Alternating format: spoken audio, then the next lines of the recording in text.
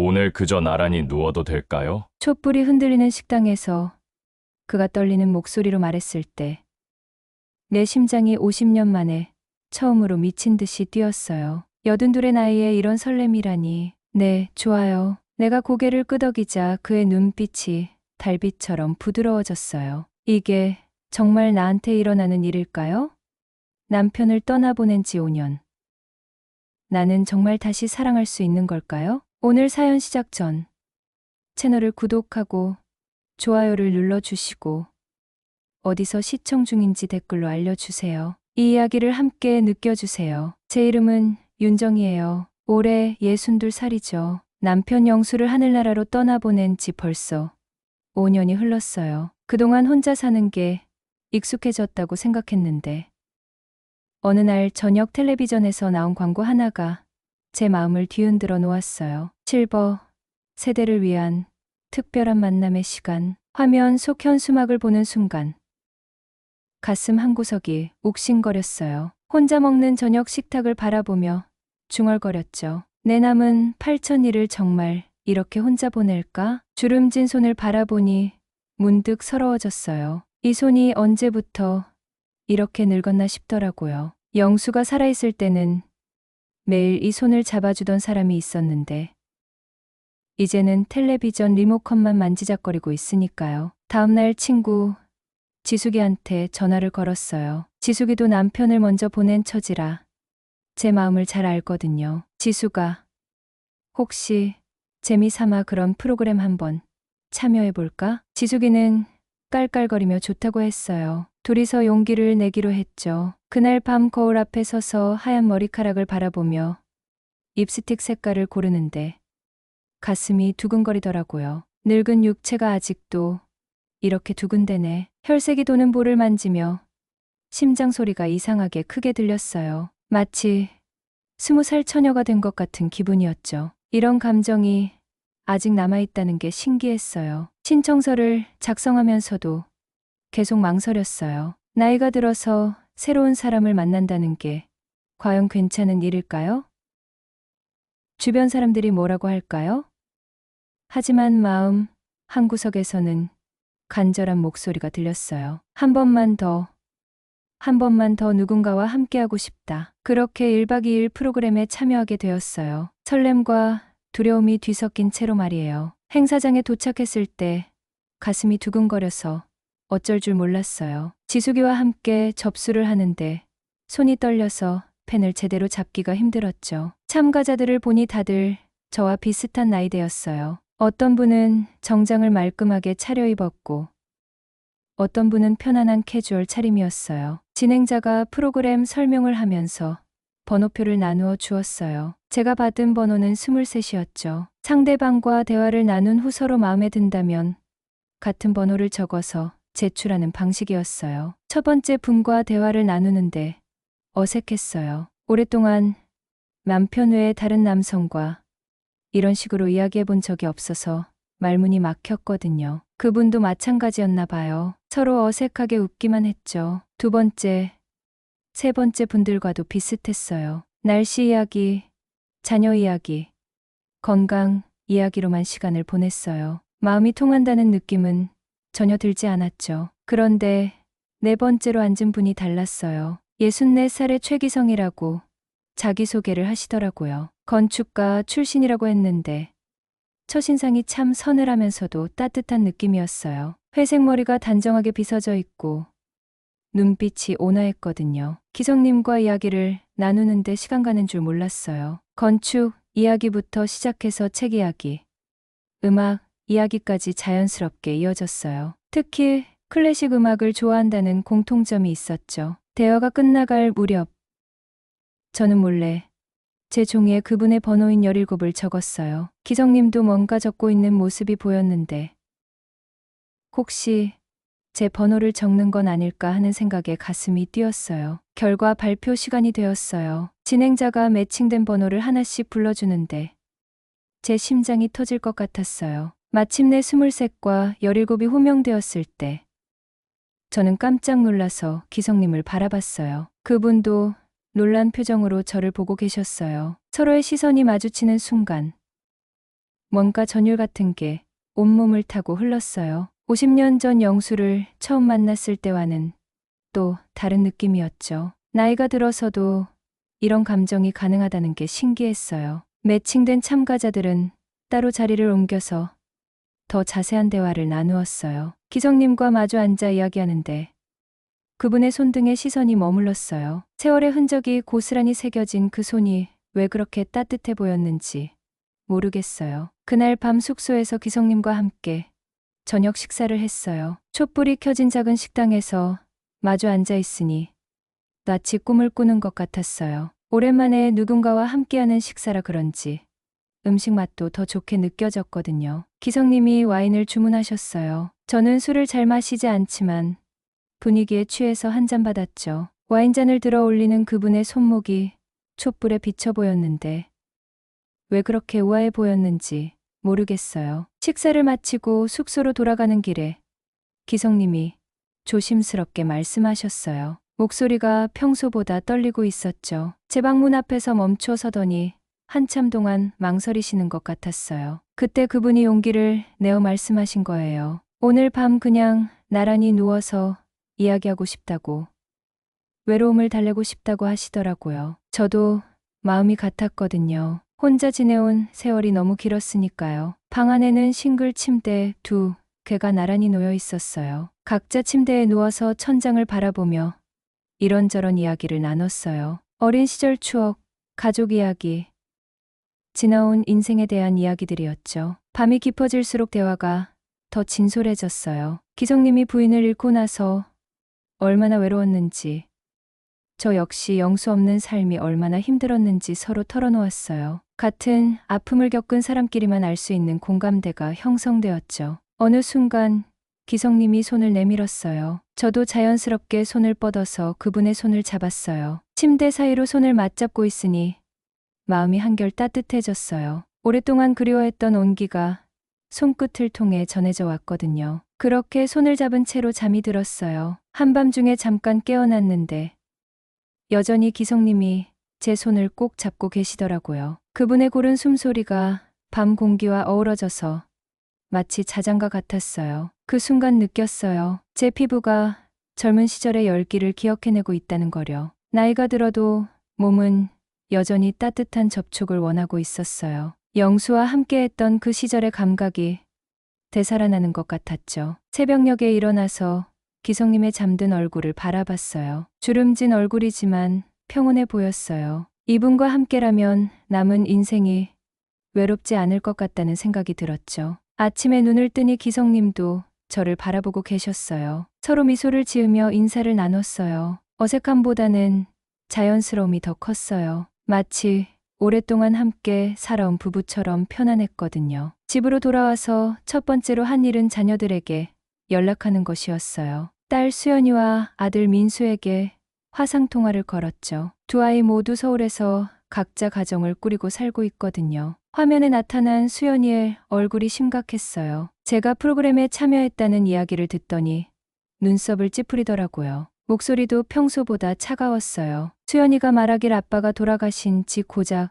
5년밖에 안 되었는데 벌써 다른 남자를 만나려고 하냐고 하더라고요. 주변 사람들이 뭐라고 할지 걱정된다면서 제가 체면을 생각해야 한다고 했어요. 민수는 또 다른 걱정을 했어요. 혹시 그 남자가 제 재산을 노리는 건 아니냐고 의심하더라고요. 요즘 그런 사기꾼들이 많다면서 조심하라고 신신당부했어요. 두 아이의 반응이 예상보다 차가워서 마음이 무거웠어요. 제가 그저 외로움을 달래고 싶었을 뿐인데 아이들에게는 그것조차 이기적으로 보이나 봐요. 나이 든 부모의 마음을 이해하기는 아직 어려운 모양이에요. 그날 밤 기성님에게 문자를 보냈어요. 우리가 정말 잘 맞는 사람들일까 하는 의문이 든다고 조심스럽게 물어봤죠. 기성님도 비슷한 고민을 하고 계셨나 봐요. 전화를 걸어주시더라고요. 기영님도 자녀들의 반대에 부딪혔다고 하셨어요. 아들이 특히 심하게 반대했다면서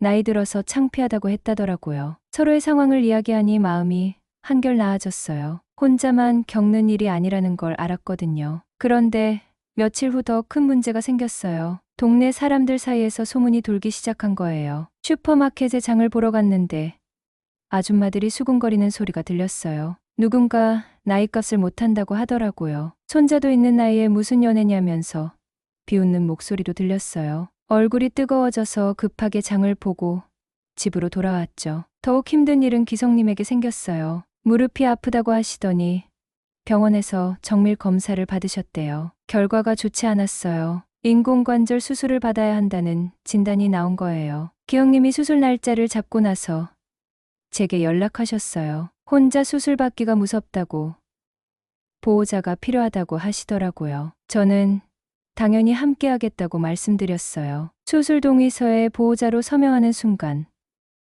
우리 사이의 관계가 공식화되는 느낌이었어요. 남편도 아니고 가족도 아닌 사이지만 서로에게 가장 소중한 사람이 되어 있었거든요. 수술 전날 밤 병원 1인실에서 기성님과 함께 있었어요. 수술에 대한 불안감 때문에 잠을 이루지 못하시더라고요. 제가 그분의 손을 잡고 괜찮다고 위로해 드렸어요. 그때 기성님이 조용히 말씀하셨어요. 살붙어 있어야 온기가 난다고. 혼자서는 추위를 이길 수 없다고 하시더라고요. 그 말씀이 가슴 깊이 와 닿았어요. 손끝에 살짝 입맞춤을 해주시는 기성님을 보며 생각했어요. 나이가 들어도 누군가를 돌보고 의지할 수 있다는 게 얼마나 소중한 일인지 말이에요. 기성님의 수술이 무사히 끝났어요. 3시간 동안 수술실 밖에서 기다리는 시간이 정말 길게 느껴졌어요. 간호사가 수술이 성공적으로 끝났다고 알려줄 때까지 손에 땀을 쥐고 있었거든요. 회복실에서 깨어나신 기성님을 보니 안도감이 밀려왔어요. 마취에서 깨어나시면서 제 손을 찾으시더라고요. 아직 정신이 또렷하지 않은 상태에서도 제가 곁에 있다는 걸 확인하려고 하시는 모습이 애티냈어요. 이번 기간 동안 매일 병원에 다녔어요. 아침 일찍 집에서 도시락을 싸서 가져가기도 하고 기성님이 좋아하실 만한 책이나 음악을 준비해 가기도 했어요. 간병인이 있었지만 제가 직접 돌보고 싶었거든요. 재활 치료를 받으시는 모습을 지켜보면서 많은 생각을 했어요. 나이가 들면서 몸이 아프고 불편해지는 건 자연스러운 일이지만 혼자 견디기에는 너무 힘든 일이더라고요. 서로 의지할 수 있는 사람이 있다는 것만으로도 큰 힘이 되었어요. 퇴원하는 날 기성님이 제게 고마움을 표현하셨어요. 가족도 아닌 사람이 이렇게까지 돌봐준다고 평생 잊지 못할 거라고 하시더라고요. 저도 마찬가지였어요. 누군가를 진심으로 걱정하고 돌볼 수 있다는 게 오히려 제게 생의 의미를 주었거든요. 기성님의 집에서 회복기를 보내기로 했어요. 제가 매일 다니면서 식사도 챙기고 약도 챙겨드렸어요. 천천히 걷기 운동도 함께 했고요. 그러면서 자연스럽게 더 많은 시간을 함께 보내게 되었어요. 어느 날 저녁 기성님과 함께 베란다에 앉아 있었어요. 기영님이 키우시는 라일락 화분을 보면서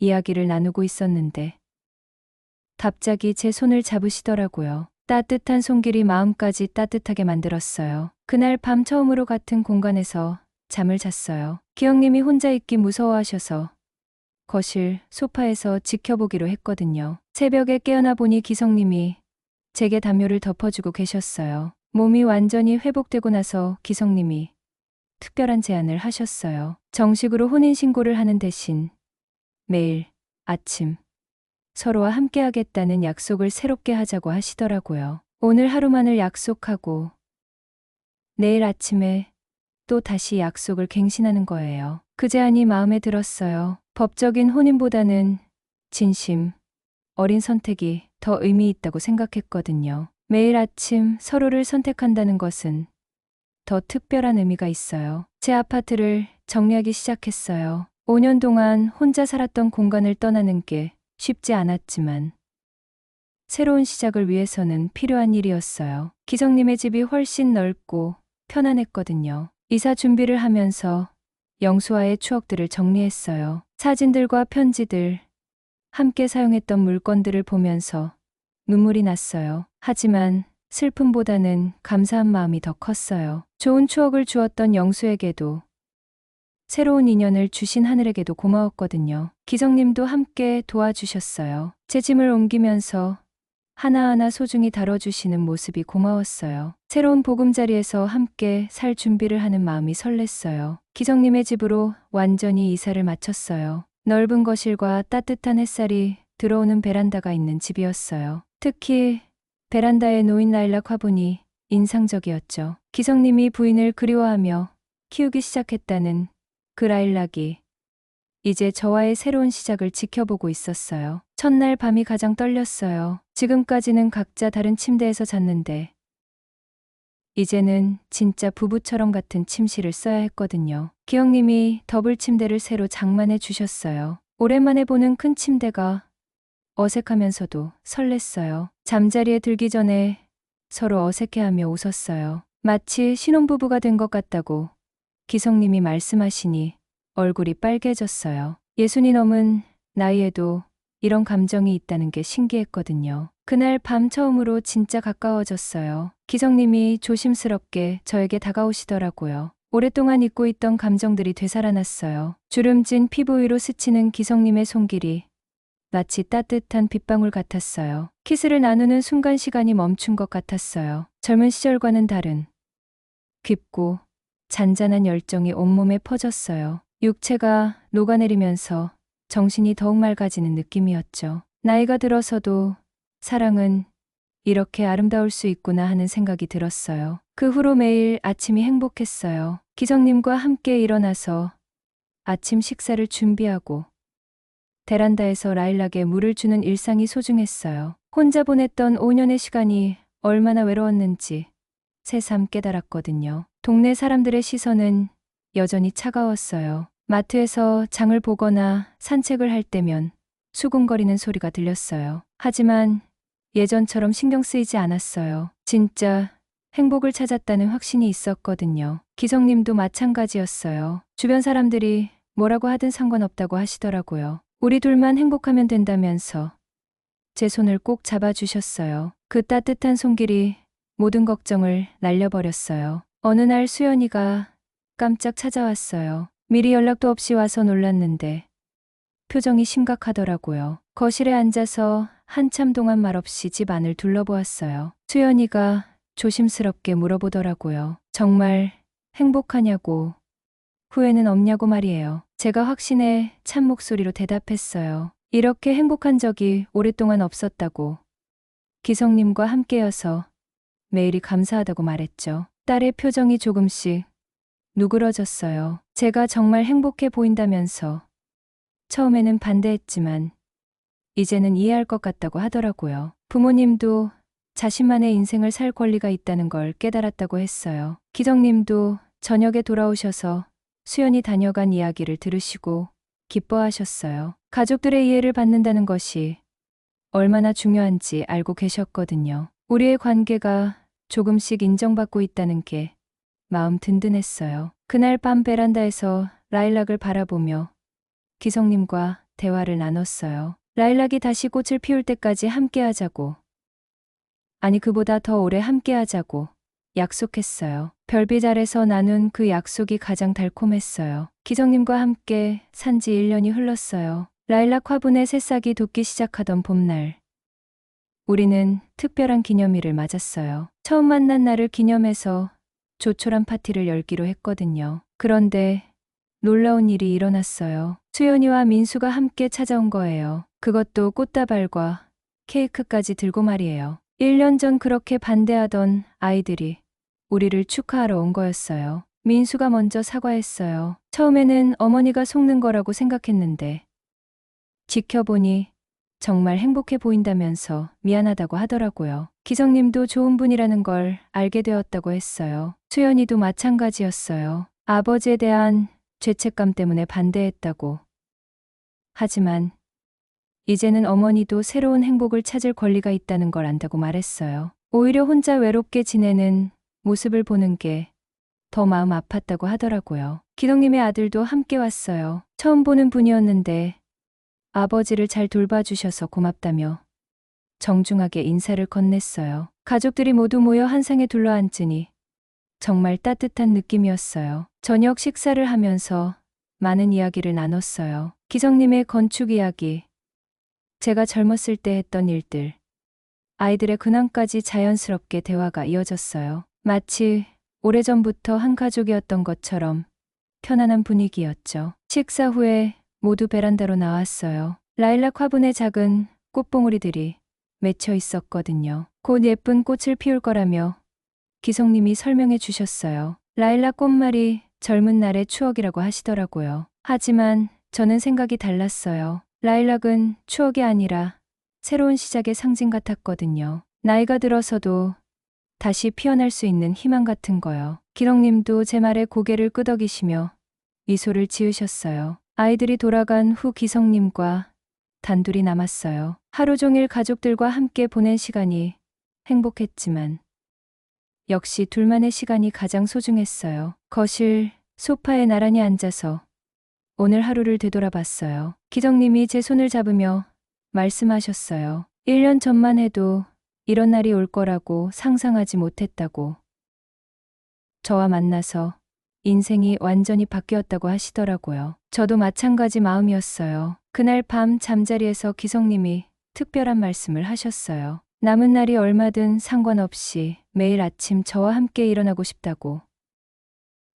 내일도 모레도 계속 함께 하겠다고 약속해 주셨어요. 창밖으로 달빛이 비치고 있었어요. 그 부드러운 빛 아래서 서로를 바라보며 미소를 지었어요. 나이가 들어서 만난 사랑이지만 그 어떤 사랑보다 깊고 진실했어요. 라일락 꽃봉오리처럼 우리의 사랑도 곧 활짝 피어날 거라는 확신이 들었어요. 봄이 오면 베란다 가득 라일락 향기가 퍼질 텐데 그때까지 우리는 더욱 단단한 사랑을 키워나갈 거예요. 손을 맞잡고 잠이 드는 순간까지 행복했어요. 내일 아침에도 기성님과 함께 눈을 뜰 수 있다는 게 얼마나 감사한 일인지 새삼 깨달았거든요. 라일락이 만개한 어느 봄날 아침이었어요. 베란다로 나가니 보라색 꽃들이 온 화분을 뒤덮고 있었어요. 달콤한 향기가 집 안 가득 퍼져서 마치 꿈속에 있는 것 같았죠. 기성님과 함께 그 아름다운 모습을 바라보며 감탄했어요.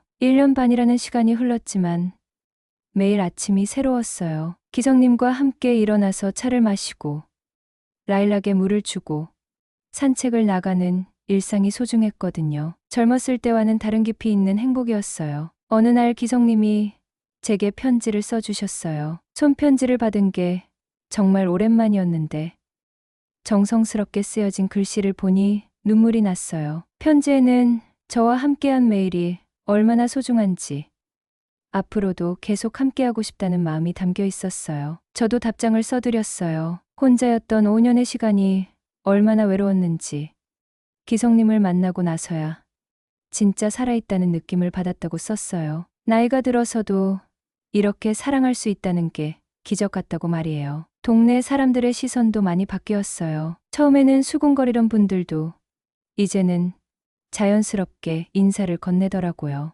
마트 아주머니는 오히려 부러워한다며 웃으시기까지 했어요. 시간이 모든 편견을 녹여준 거였죠. 수연이와 민수도 자주 찾아와요. 명절이나 특별한 날뿐만 아니라 그냥 안부를 묻기 위해서도 들러요. 기영님을 진짜 아버지처럼 대하는 모습을 보면 뿌듯해요. 기성님의 아들도 마찬가지고요. 지난주에는 다 함께 여행을 다녀왔어요. 기정님이 젊은 시절 설계했던 건물을 보러 가는 여행이었는데 가족 모두가 함께해서 더욱 의미 있었어요. 기정님이 자랑스럽게 설명해 주시는 모습이 멋있었거든요. 여행에서 돌아온 후 기성님과 특별한 약속을 했어요. 서로의 건강이 허락하는 한 매년 그 여행을 반복하기로 한 거예요. 추억을 쌓아가는 것도 중요하지만 함께 꿈꾸는 미래가 있다는 게 더 소중했어요. 어제는 처음 만난 그 프로그램을 다시 보러 갔어요. 이번에는 참가자가 아니라 성공 사례로 초대받은 거였어요. 저희처럼 늦은 나이에